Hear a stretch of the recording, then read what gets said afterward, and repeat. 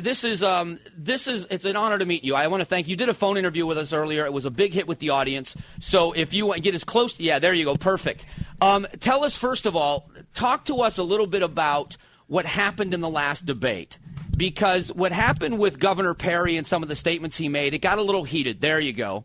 Tell us about that exchange, about the HPV thing. What happened there, and what caused you to react the way you did?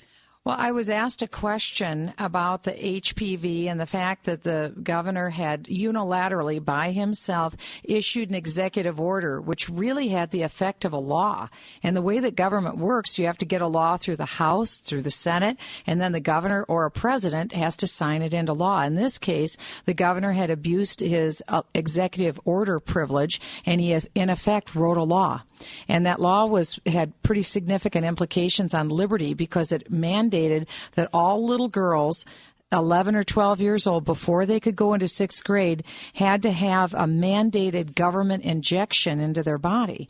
And the parents would have to, the only option they had is they could opt out. But, you know, the way these things work with injections, people think that if the government mandates you to do it, it must be a good thing, and people do it. And that was part of the problem. But then the other part of the problem, beyond that, was the fact that the governor's chief of staff was the lead lobbyist for this big drug company. And then, of course, it came to light that there were numerous political donations that were given to his campaign. And the governor on stage had indicated one donation, but that was only one small drop in the bucket of all of the other political donations he had seen. And today, people call that crony capitalism.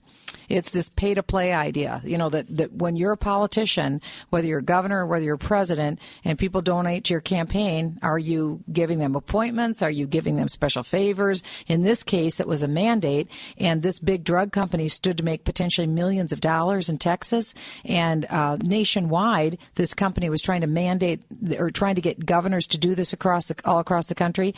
And Governor Perry was the first governor to actually do something like this. So this meant potentially billions of dollars across the country. And now people are finding out more about it. And see, that's why I like the primary process the way it is, because it gives an opportunity for those kind of questions to be asked, and it gives the governor Perry a chance to respond. And the American people get to see all of you in action. So I'm a big sports fan, but this is kind of like sports to me. I know there's a lot more at stake for you in it, but for us, for the observers, we get to see all of you in action. So first of all, how'd the meeting go with Sheriff Joe? Oh, it was wonderful. He's just a delight. He has a marvelous sense of humor, but I was very impressed with how seriously he takes his job.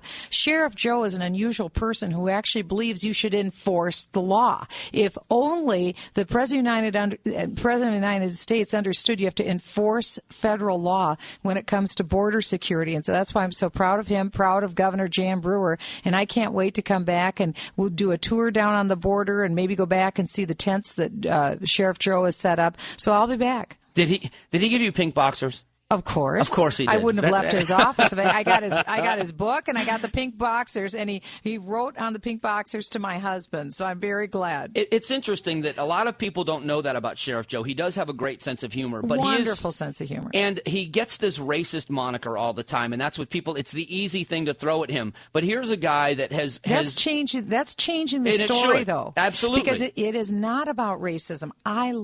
Usually people think that it's anti-Hispanic. I have had a wonderful response from Hispanics.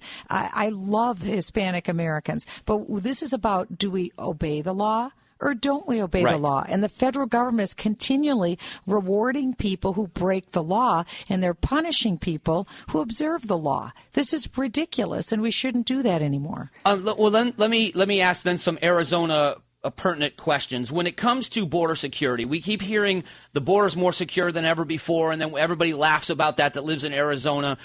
How do we fix the problem? The immigration system's broken. We all agree that that's true, but how can we secure the border? Well, as President of the United States, I intend to do exactly that. Number one, I do believe that you build a fence. And I believe when people come over the fence, if they're able to deviate from that barrier, we arrest them.